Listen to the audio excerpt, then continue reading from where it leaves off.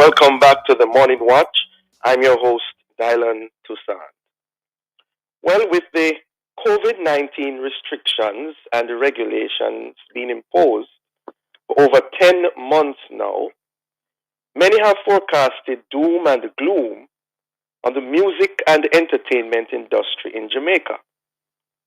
But what of those who make their living from gospel music, inclusive of the artists on stage to the support staff working behind the scenes? To discuss these and other related questions, we have online Mr. Tommy Cowan, CEO of Glory Music and the organizer of Fun in the Sun, and the Reverend Don McDowell, CEO of Music Business Technology Trainers, music producer, and board member of the Jamaica Reggae Industry Association. Good morning, gentlemen. Good morning. Good morning, Rev. Good Thanks to have for you. having me on your program. Yes, good to have you Hi, both. Tommy. Hey, Don. Blessed indeed. Okay. Indeed. Yes, indeed. Blessed yes. indeed. Blessed indeed. All right. Indeed. Yes. All right. Amen. Prior to COVID-19, how would you describe the gospel music industry in Jamaica? Beginning with you, Mr. Reverend McDowell. I would say it was a fairly active, um, industry. Mm-hmm. Maybe somewhat not not not fully structured along business lines, yes. But it was active. I really don't have any statistics perhaps to say what the numbers were like, but I would give an estimate based on involvement with the Jamaica Gospel Music Network that there would have been about 300 persons if we count all of those that you mentioned, the artists on stage and the support. Not hearing you clearly, Rev. Could you just hearing increase your volume a bit? clearly. Is this better? Yes, just increase your volume, yes. Yeah, is this better? Yeah, that's better. Go I'm ahead. saying that I would estimate it at about 300 persons or a little more, but actively we would, if you count the musicians, Mm-hmm. the artists on stage, the supporting staff, the managers, the booking agents, etc., etc. It was a fairly active industry. Shows were being held, people were ministering both privately and when I say privately, sort of in churches and publicly for paid events and so on, Mm-hmm. prior to COVID. Yeah. And you, Mr. Cowan, your take on that? Well, I go along with what Don is saying. I would say the industry was growing with more and more organizers formalizing themselves. You had, for example, and you have a variety of stuff that makes up the industry. You had, I would say, HD Ministries with what they were doing. You had Junior Tucker in his Jazz for Jesus. Mm-hmm. You had even the OBOG, which is a dance ministry. You had Jody and Pantry out in the country. You had Heart Scribe. And you had even bigger events as Unity in the City. And I say it was growing because so it includes not just concerts, Mm-hmm. but dance, theater, conferences. There's a conference called Signature Woman that is like the standard of it is so high with Mm-hmm. all the technology that they use and all of that. And you had worship events. You even had plays. I mean, I can remember Delia Harris having plays on other things. So, and like Don was saying, is that it includes hundreds of persons that comes together to form the industry, whether they be people in the technology, in the food business, in the healthcare. I mean, you had to have ambulances at these events, etc. There's security guards, the police, etc., etc. Yeah. So for well, some people don't like to call it gospel concert. They don't like the word concert. But for a gospel event. You're actually saying, both of you, that there are many similarities to what happens in the larger public and world in terms of their own public events? Well, what I'm saying, is that the industry is far larger than most persons realize. It doesn't end at the event promoters and artists. It includes designers, engineers, printry, food providers, media hosts, health services, etc.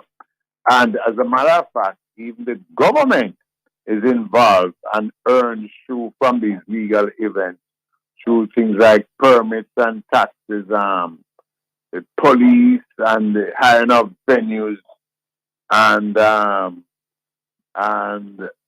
mean, when we do a Fun in the Sun, for instance, we have over 100 stalls that includes foods, goods, services, and this becomes a part of their annual income.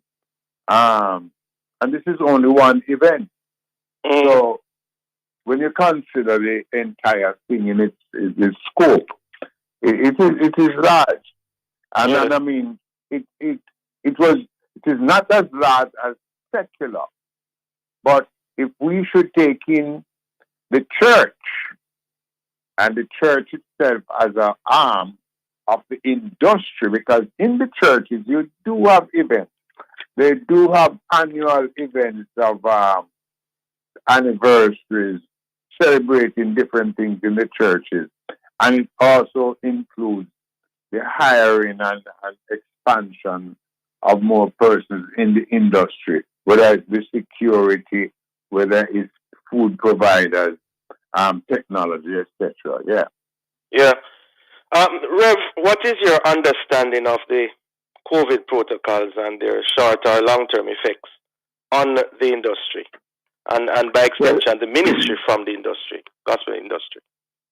Well, my understanding of the protocols within the context of mask wearing and hand washing and safe distancing, and small groups and curfews and so on, I consider those to be effective means of controlling or reducing transmission somewhat. Right. In terms of the effect on the industry, entertainment, I think, has, and I use the word entertainment in a broader context, but including gospel, because some of us see it in the sense of ministry, the gospel, and we see it also in the sense of entertainment, and some will even say edutainment as well, because there might be educational components, which Tommy outlined quite effectively a while ago. I think within the context of the industry, it has closed it down significantly, just closed down the industry as it relates to live events. And this has led to significant loss of income for many. The frontline artists who live from the gospel music and the musicians are the ones who hurt the most. But what we have in gospel is a significant, large number of persons who have not dived in, as in left full-time jobs. So what you find, you have quite a bit of part-time persons in gospel. Right. They would have been affected somewhat too. The loss of income includes not only pay for the performances, but also royalties, because there are no licenses being issued for events. And so the income that would have been paid to Jacob and Jams and other collecting agencies on behalf of artists are really affected. So the royalties drop. But wait, Rev, could us hold that thought, please? We're going to take a quick break and be right back. You're tuned to Love 101 FM, the fabulous station. It's now 7:15. I am just a little girl, but I have big dreams. And one day, all my dreams are going to come true. That's why I'm glad Mommy opened a Sagicor Bank Star Savers account for me. It's the best gift she could ever give me because one day I won't be little anymore. And my small savings are going to grow big. I even got my own debit card. Give your child a gift that will grow. Open a Surgical Bank Star Savings account today. Digicel. Some things in life are better together, like Kingston and dancehall, like Sundays and streaming football, like secret texts between best friends, like video chats with your granny on weekends, like a road trip and playing songs on load. At Digicel, we're bringing together all the experiences you love, from latest shows, sports, music, radio, breaking news to HD video chats, cloud storage, and more. Jamaica's fastest mobile network. Digicel, better together. Bashco time. All the things that you need for your home. The price is so low, you would never need a loan at Bashco. At Bashco. Appliances, house with furniture and rugs, gifts and linens and glass and mugs at Bashco. At Bashco. Whether they north or south, in the east and the west, Bashco. Them all over, they must be the best at Bashco. At Bashco. At Bashco. At Bashco. 30 years giving you more.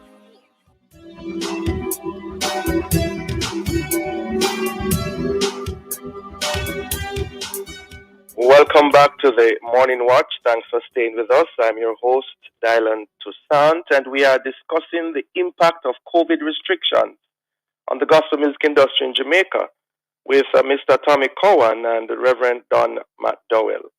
Rev, you were giving us your thoughts in terms of long-term, short-term effects on the music industry, gospel music industry. I think a significant area that is affected is really touring and overseas ministry going overseas and so on. So the effect at this point in the last year has been significantly devastating to persons across this industry. However, I think that there have been moves to find new ways of dealing, or what we refer to as a new normal. But I guess maybe you might want to. Okay, let me hear Tommy's view on that before we move on to that. Well, I'm kind of getting at everything. Were you asking what the protocols? No, what your understanding of the protocols are and the long-term, short-term effects? Okay, good. Well, okay, where the protocols are concerned, right? I said there's none, right? There's none as it stands. Because there's none? Protocols, yeah, there's none. Because let me explain this to you. There only exists in the industry there for the church service, but not other events. Say for our Fun in the Sun. If we were to have an event at a church using the same protocols as a service, we would actually be illegal. And if presented as anything other than a service, then we would be lying about what we're doing, right? We can't circumvent the law and lie about what we're doing. If there are protocols in place, I think we could redesign our ministry activities with respect to them. However, you understand? If they gave us protocols, because I think one of the rules is like there's a gathering done of like 15. One artist has 15 persons. Yeah. So that wouldn't be realistic. Wouldn't be realistic, Mr. Cowan. No, it's not. That's what I'm saying. There's none. Okay. Yeah. But if you gave us a protocol in which we could work with now, that's realistic, then we could redesign what we are doing to fit into that protocol. So, as it stands now, there's none. The impact on the industry is that the industry has no opportunity to continue generating a reasonable income, because these protocols makes it impossible to earn. Gathering of 15 people can't earn enough to pay not even the cashier. You know, and like I was saying, musicians and ministers, artists have time to time can no longer provide for their families, which is mentally taxing and suppressing creativity. Which this industry has to make their organizations smaller, close the doors, or in case of a few select, depend on their, like Don was saying, overseas. What we had to do this year, we were able to do Fun in the Sun virtually in the Bronx. Because we do have a Fun in the Sun. And we were able to attract sponsors to come on board for that. Because we are able to also reach to a wider audience than normally at Fun in the Sun in New York, we have about 10, 15,000 people. But we're now able to reach a much wider audience.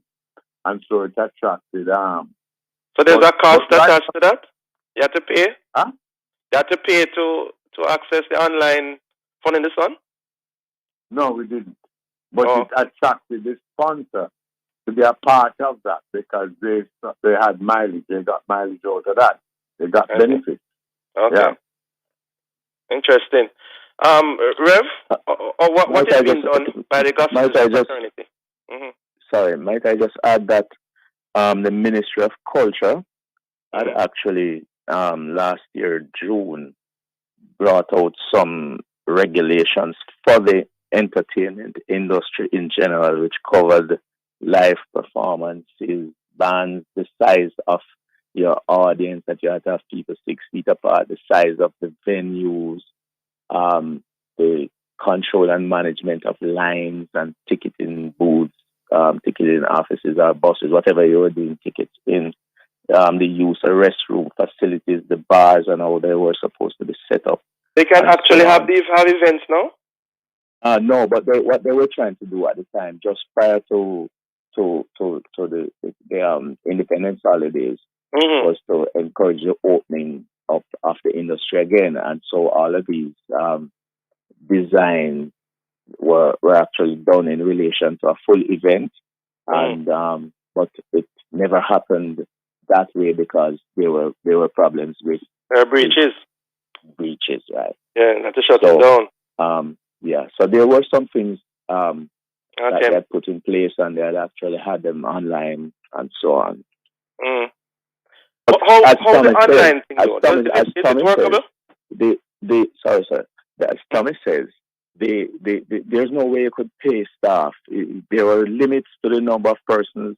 There were limits to the number of your supporting staff that you would have at the venues, and so it would be extremely small numbers of persons in the largest venue you can think of.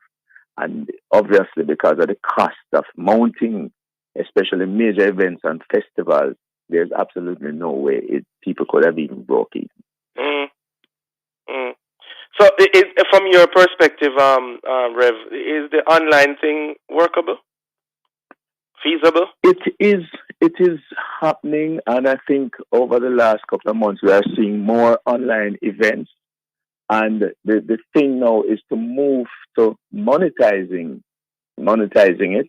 Of course, by charging for watching an online show. That's essentially what you're going to do. And then you want to see the event, you pay for it. You don't just go online and turn on your computer or your phone and watch it. So essentially that is the core of it, but there may be there are other details that you can work out. But the question is how much you will charge in order to make back the income, and how much will patrons really support paying for stuff. Yesterday I was speaking to somebody, and they are going to be having an event, and it was $25 that they're going to be charging. And I kind of wondered to myself, and this is online, of course, and I wondered to myself, will patrons be willing to pay $25, especially from Jamaica, to see the event? Yet they used to pay $7,000 or $8,000 back in the day when they could go into a venue. So, but I think there's going to be an increase, and it will grow as people become used to this new norm again of doing things online.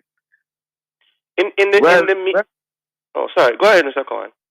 Well, I would want to say, what Donna just said there, because now, as time goes by and things keep moving on, is that it's not realistic to go out there and try and charge the money that you think now would give you an income so you could cover the cost, because you still want to pay the artist, and you have to have a good look out there, because now remember, when you go out there now, you're competing with every video posted on YouTube. Entire world. Definitely. Yes, and that competition is high. And they are getting this for free. So when you are going out there now, you say you're coming with somebody, you have to have that international appeal. For people to really want to do some bam and pay their money to watch an artist. But some of the costs though, some of the overhead costs have been reduced, or much of it, because you'd have to bring down an artist many times, I would think, accommodate the person, did work out traveling and all of those things. But now you can have the person abroad and still beamed live to your event. Am I not right? Oh yes. But remember, it's very competitive. So whatever you do, the look and the feel of it has to be of a very high standard. And that also, because remember, you have to have the studio, and you still have to have that technical input of screens and effects and all of that. Right. To make people, I mean, just the other day, I was watching the inauguration of the president, and later in the night, in the United States, they had, virtual concert. Yes, and when you look at what you are being offered and the effects of it, the standard of that was so high that is the same thing you are now competing with. So you really, I mean, there is an opportunity there, but the opportunity comes with a cost. And I think that's where we have to look now to see what kind of a reach that we can have, that you can impact an investor or a sponsor to go to that level, to put in that kind of, because they what I find though is that the difference that we have though is that with the gospel, we are able to provide more than just entertainment. Providing hope and in a time like this, and it alleviates the stress of the pandemic and the whole thing that we uplift the nation through it, Holistic but ministry. when you come down to brass tacks, there is really a cost there. Right. We have 1 minute, so I would say you have half a minute. Any closing final thoughts? Rev, first? Rev Matt Dowell? I think we have lost him. Mr. Cohen, is still with us? Well, yes. Let me say this. Okay. It is good because of when you look at all these festivals that we were having in Jamaica, but certain things, I want to say, certain things are taking up prime time on TV, providing a lot of space for the promotion of alcohol, gambling, and other vices. And I think we need a balance of hope, joy, peace, and faith. When I look right now, we should consciously include the positive programs of gospel, because look at this, we're getting out of hand with the crime and things that's happening right now. And tourism has reopened, churches have reopened, even bars have reopened. Then why can't the gospel industry reopen? I think we're going to have to leave it. We'll leave it at that. Yeah. Yes, Tommy, we have to leave it at that. We want to thank you. I don't know if Rev is back online, but thank him as well for joining us. Have a productive day, gentlemen. All right. Bless me. Great. Listeners, the Morning Watch will return in just a moment. JN Bank Live Online Banking is your quick and easy banking that's safe and secure. Sign up today. Visit jnbank.com. JN Bank will help you find a way. The time is 7:30, folks, on the Family Station, Love 101. Shake and go with true shake. Shake and go. Grab a true shake and go. When me have to put in the work, but I'm moving slow. Grab a true shake and go. School time and on job time, office study hard, brain full time. Grab a true shake and go. When we up in the gym, we have to stay healthy and fit. Grab a true shake and go. Shake and go with True Shake. Packed with 9 grams of protein, 24 key vitamins and minerals to keep you going. Grab a true shake and go. For 22 years, we were together for a common cause. We wake up early, we train, we push until we've made it to the end. Soon, we'll be together again. But for now, while we have to be apart, let's run, wheel, and walk for the pediatric wards of the Anata Bay and Port Antonio hospitals, and to help our nation's children get back on track with their education. Sigma Virtual Run 2021. Together or apart, February 12 to 21. Let's run for a cause. Sponsored by Reggae Marathon, Catherine Speak, Starlight Production, Just Create, John Connor Production, Whistling Frog, Signex, Visual 5, Phase 3 Productions, Jamaica Observer, Lithographic Printers, J. White Dyson Events, and Gatorade.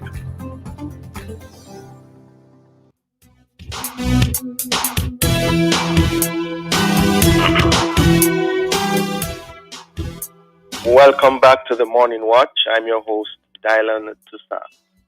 We're going to take a look at the newspapers to see what Jamaicans and others are saying and doing. In the Observer, Cabinet puts resumption of sports, entertainment on the agenda. And then the CDF, that's the Constituency Development Fund, projects left in limbo could be defunded. And then government gives green light for funeral services. Maximum of 15 allowed. Interesting. And in the Gleaner, Rocky Point protesters cry foul. And we see here that COVID passports off to flying start for U.S. travelers. And then finally, no evidence of Tapia spy claims, says Mrs. Johnson Smith. Those are some of the major stories in the newspapers this morning. Coming up next, we'll read some of the feedback from our social media question. How have the COVID restrictions affected how you enjoy and partake in gospel entertainment? Leave a comment on our Facebook page, Love 101 FM Jamaica, or WhatsApp 876-997-3125. We'll be right back.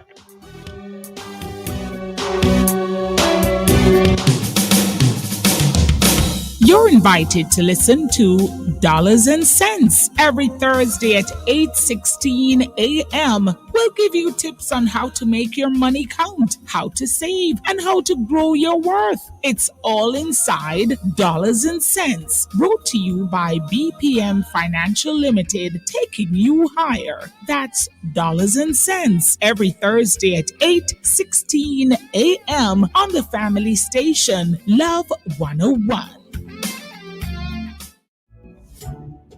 In a world full of uncertainty, there's no better place to go than back to the Bible. As you listen to God's truth and discover His promises for your life, you'll be strengthened and encouraged for the days ahead.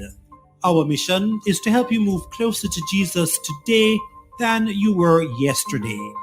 So be sure to listen to Back to the Bible every weekday afternoon at 12:30 right here on Love 101 FM, the family station.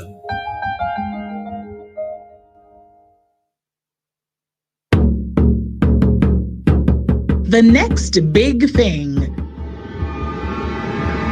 It's coming on Love 101.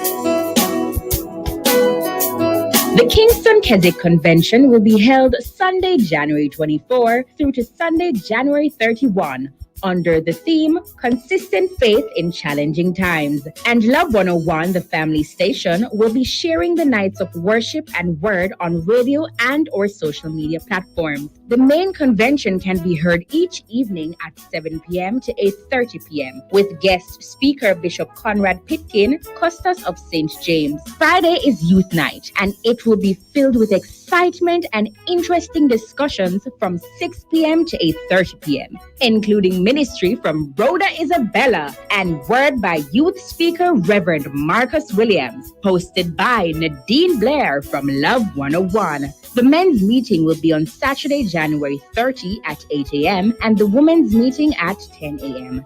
Children, don't miss out on the Keswick Next Gen Kids. Saturday, January 30 at 3:30 p.m., hosted by Shivani Blair from Love 101. It's the annual Kingston Keswick Convention, Consistent Faith in Challenging Times. On in Love 101 FM radio, Love TV, and or social media platforms.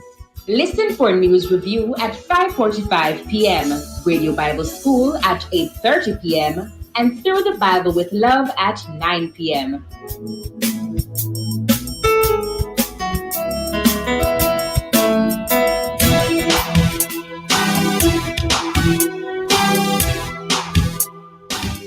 Welcome back to the Morning Watch. I'm your host, Dylan Toussaint. Well, Jamaica's general elections were held on September 3 last year. And yet, over 4 months later, campaign paraphernalia can still be seen across the country. How is it that many of these paraphernalia are still around? And what is the law of the land in this regard? And what should and can be done? To discuss these and other related issues, we have joining us Mrs. Donna Parchment Brown, political ombudsman, and Mr. Kevin O'Brien Chang, social commentator. Good morning to you both. Morning, everybody.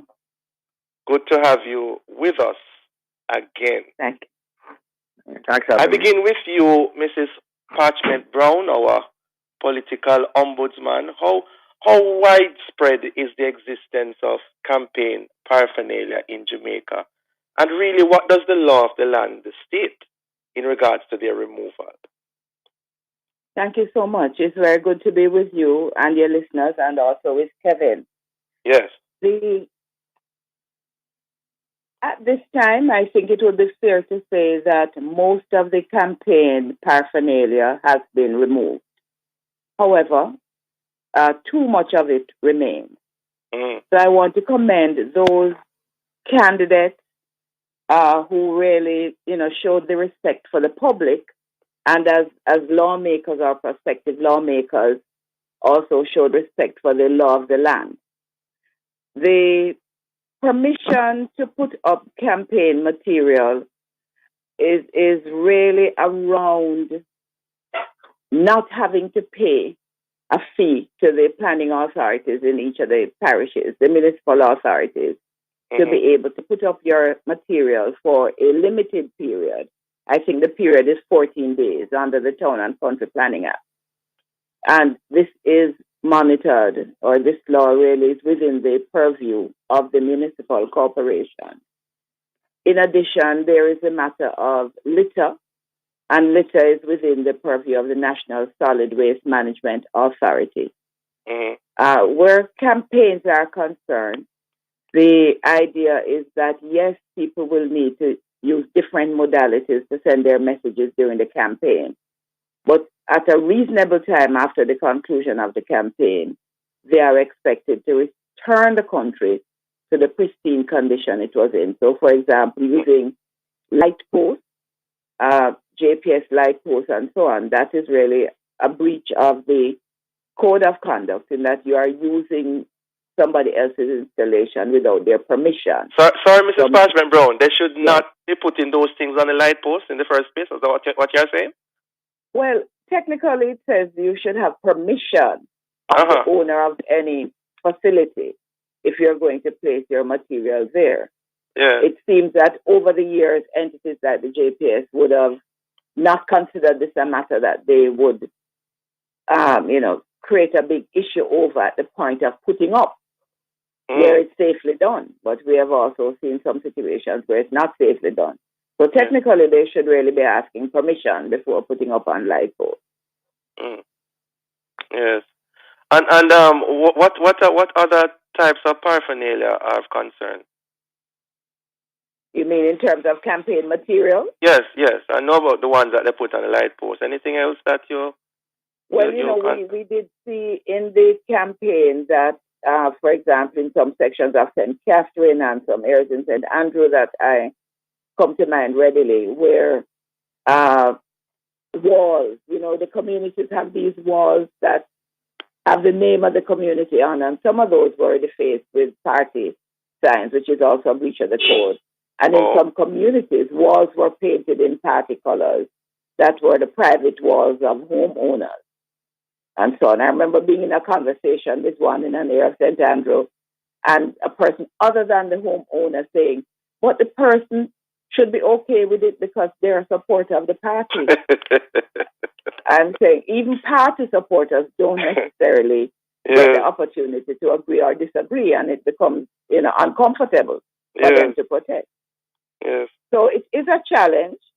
A lot of progress has been made. There are still some huge billboards and some large posters in different locations. There are things like water trucks with the candidate's name and political party on it. The bottom line is the leaders of the political parties are expected to manage their organizations in such a way that they and their members operate in a way that is compliant with the laws and policies of Jamaica. So from where I sit, it is really the most honorable Prime Minister and the leader of the opposition who are ultimately to be held to account and to called upon in relation to complying with what has been brought to their attention and with what they should have been aware of. So there needs to be a way in which, when the materials are being put up, there's a plan for them to be taken down. Mr. O'Brien Chang, you have heard the political ombudsman. You know what has been happening over the years and recently. What are your concerns or commendations, sir, in terms of the law? Well, Ms. Bartran put it exactly right. The leaders of the parties are supposed to take control and tell their members to obey the law of the land. It is a kind of arrogance. And let me ask you this. How can the politicians are always telling us people need to obey the law, they don't obey the law, this and that. If they themselves are not obeying the law, how can you expect people, the average person, to do so? Actions speak louder than words. So there's a kind of arrogance, a kind of don't care attitude. And it's in the end counterproductive to the governance of the country. They are saying we can break the law with impunity, and then turn around and say you must obey the law. I mean, in essence, the people, the average people, are like children compared to parents. That's how the politicians and the general public is. A kind of relationship. I mean, not exactly, but that kind of thing. Especially the leaders. The leaders are supposed to be like the fathers. You always hear about the fathers of the country and stuff. The founding fathers. And so they are supposed to set the example and make sure that they are setting examples for their children, essentially, and they're not. That they don't care. How can, at this stage, Mr. Holness and Mr. Golding, they see these same things up around the place. They know they're not supposed to be there, and they don't say anything to their members. How can we expect a country to progress? It's a small thing, perhaps, but small things, should say bigger messages. Can't say big messages. And this is one case, I believe. Yes. Yes. All right. We're up on a break. We'll be right back with the Morning Watch. You're tuned to Love 101 FM, the family station. It's now 7:45. A little extra breathing space makes all the difference. Like many homeowners, you may now need some financial breathing space. Switch to a Sagicor Bank mortgage and get a 2-month payment holiday, attractive interest rate, plus a pre-approved credit card. Make the switch today and get more. With no upfront cost to pay, you'll have a lot more breathing space. Call 888-SAGICOR today. Conditions apply. Flow Internet plus your Flow postpaid mobile equals super savings. We're talking 50% off your postpaid mobile plan. Just add your postpaid plan to your Flow home internet so your family can share their favorite videos, stay on top of work emails, and stream their new favorite song over and over, whether at home or on the go. Now everyone can stay connected and save 50% off their mobile plan. Get the connectivity to do it all anywhere on Jamaica's largest network, Flow. Visit a store today.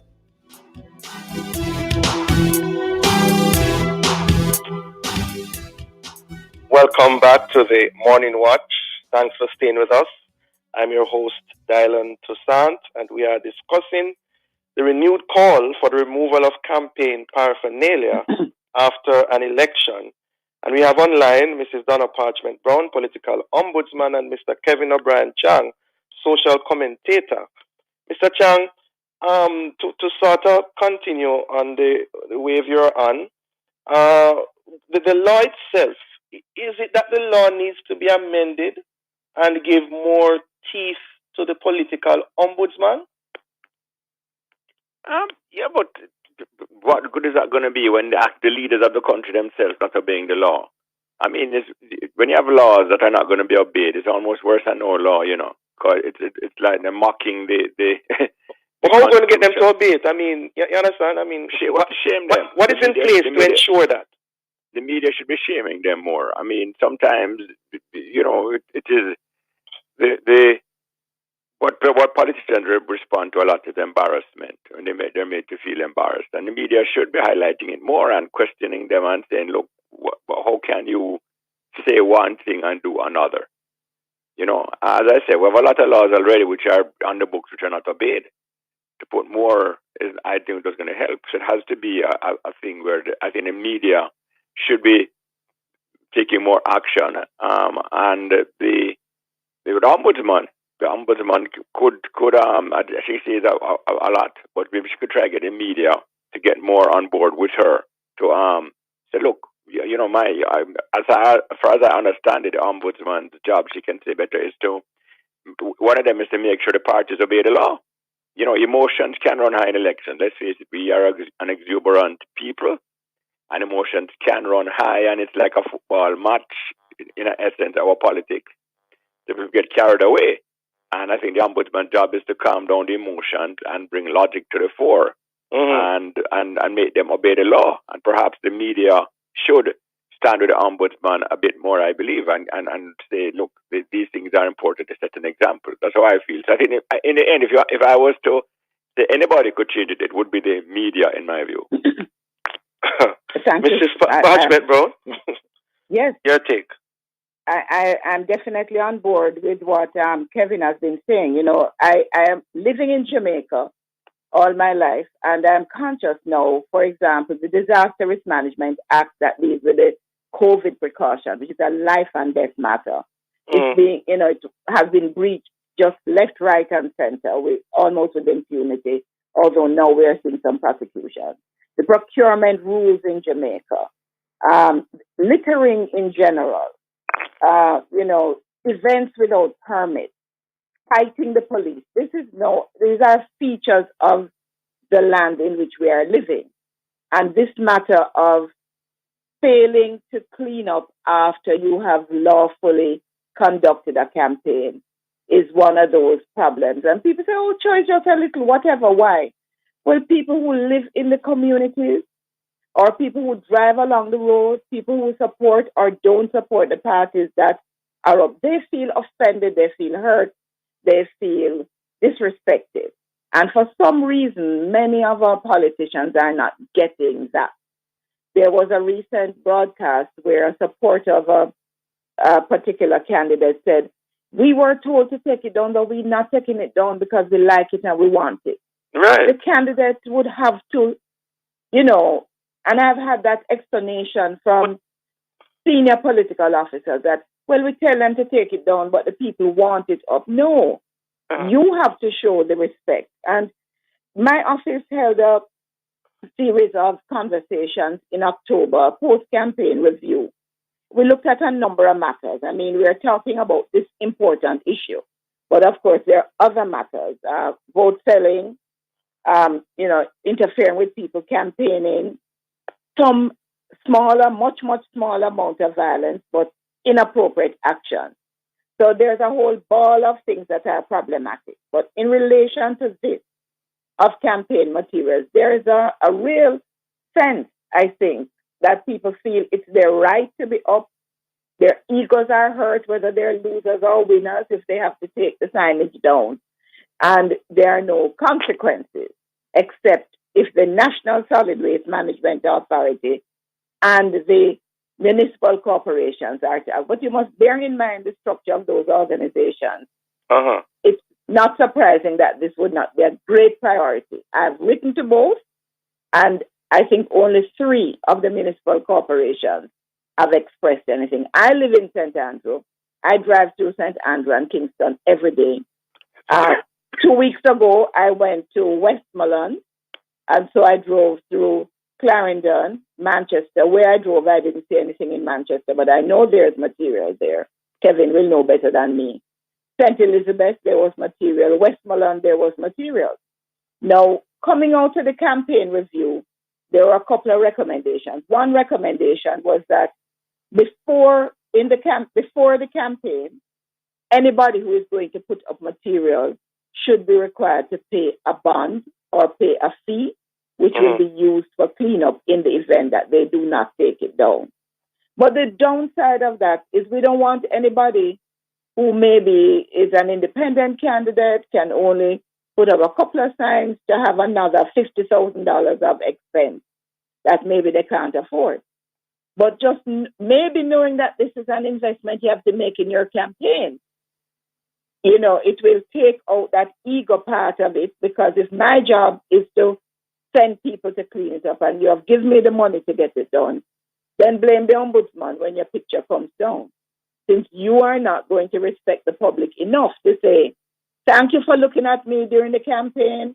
Whatever the outcome is, I'm restoring your community or your streets to where it was. Mrs. Parchment Brown, do you not want for the political ombudsman to have more power in this regard, to do what needs to be done? Because if we're not getting the actions from the NSWMA or most of the municipal corporations, how are we going to get the enforcement of this law? Yes, sadly, I mean, it feels like apart from the law, there is the code of conduct, which, really talks about the facing and so on and so forth. So the suggestion that has come out, and we have done this review, we're going to be launching a report within this quarter. We're going to be seeking some legislative and policy amendments going forward, such as constitutional protection of the Ombudsman's office, so that people don't say she's chatting too much. Why is she telling us we must do this? But so let's lock it down. Instead, we get the constitutional protection that Section 3 of our law has said from 2002 should be provided. Right? So that places us in a different position in terms of the Prime Minister, Leader of the Opposition, Party Chairman, Gen Sex, and others understanding our role and mandate. But specifically, putting into legislation, instead of a waiver of fees for materials, for campaigning, for signs, and so on, putting in a requirement that each political party must put down a bond of X per constituency or X per division prior to the election once it's announced, before nomination, right after nomination day perhaps, and that must be paid, it must be put on a interest-bearing account or not, and held there until after the election. And in the event that the materials have not been removed, it is used to remove it, and if they have been removed, it's responded.